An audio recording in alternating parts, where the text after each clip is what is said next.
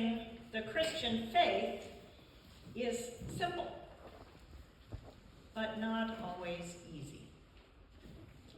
One of the simplest practices we have as Christians is that of welcome. Welcome is as simple as putting a nice, welcoming doormat in front of your door and inviting people in. To set a project aside in order to make a cup of tea, to dig out a few crackers, and simply to sit in the presence of another person. Of course, that's a rather literal depiction of what welcome is, but frankly, the spiritual practice of welcome is not much different.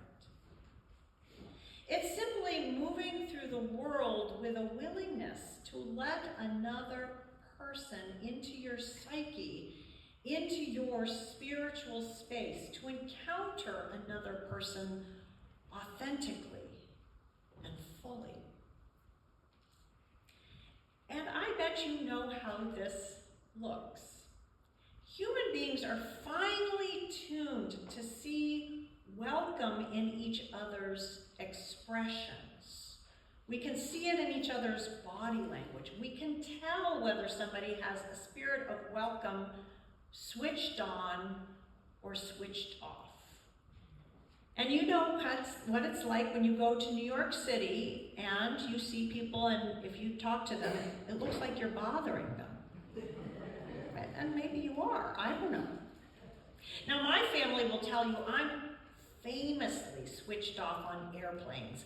Leave me alone, I communicate in every single way I possibly can. I won't even talk to my family on an airplane. Sadly, many of us are turned off too often. Maybe because we're busy or harried, or because something is going on in our own lives that it makes it difficult for us to be open. We have some forgiveness for that. We all get a pass every now and then. But sadly, too many of us are turned off because we are so afraid of offending others that we turn off our spirit of welcome in order to not embarrass ourselves. Now, to be sure, there are tricky questions out there that when we ask them, they can be a little challenging for others. Questions such as, what do you do for work? Or, do you have children? Those are questions we always feel like, am I gonna stir up a rat's nest? They can land awkwardly. So, I suggest try slightly different questions. I like asking, how do you spend your time? Because traditional jobs or avocations or retirement projects all can be valid ways to answer such a question. I also like asking the question, who else lives at your house? Because I'm always delighted to hear about people's pets or the basement apartment that they rent out. Or sometimes I get just me and my husband, or our children are grown, our daughter has just moved back home again. So you can get a lot of information without front-loading it with the, do you have children?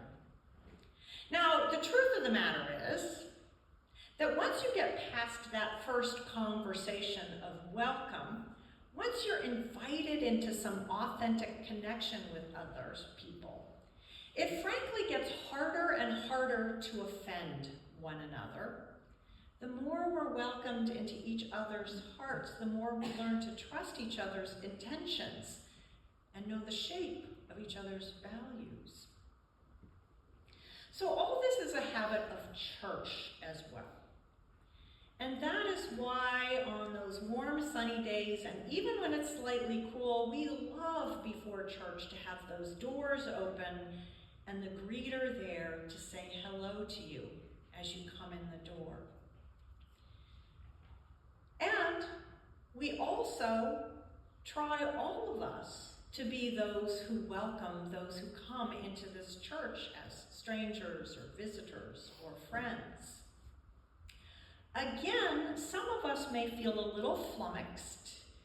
You know the old story where you reach over the back of your pew and say, "I don't think we've met," only to have somebody say, "Well, I've been coming to this church all my entire life and 3 generations before." Slightly awkward. Don't sweat it. There's a hedge for that one too. Start with, "My memory isn't what it used to be. Have we met before? Remind me of your name."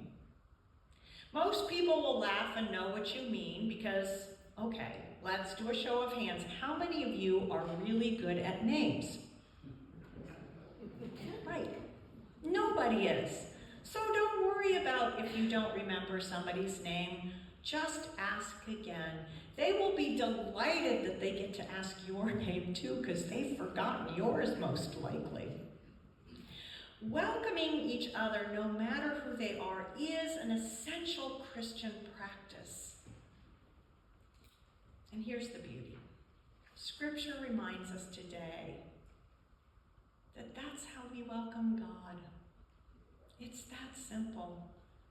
Welcoming each other is how we welcome God. Welcome is a way that the divine interrupts our lives. In cups of tea, in awkward introductions, in forgotten names, in conversations that began in curiosity and end when strangers become true neighbors and friends. This is no accident. This is the work of courage. The courage to encounter one another as God's beloved people in ways that make our souls more spacious. Every time we risk saying hello instead of looking away, an angel quietly slips into our hearts. So let us all leave the welcome mat out. Let us leave a little room in our day. Let us leave a little room in our hearts, because you never know when Christ will decide